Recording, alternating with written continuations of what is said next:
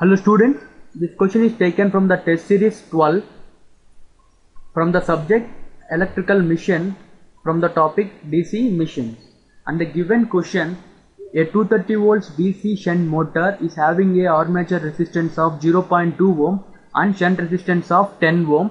When it is connected to DC supply, it develops back EMF 225 volts at speed 1500 rpm.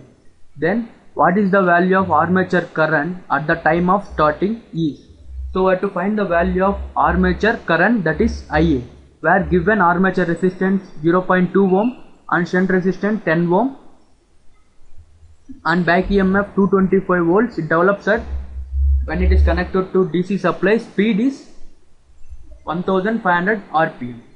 So we have to find the value of armature current, that is IA.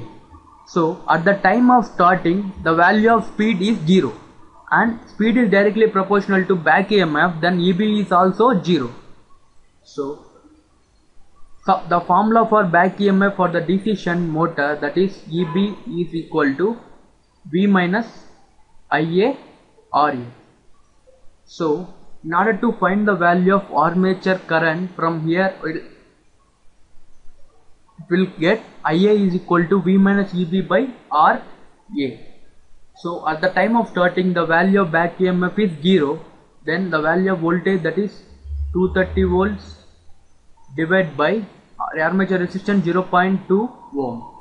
From here we will get the value of armature current, that is IA is equal to 1150 ampere, which is the option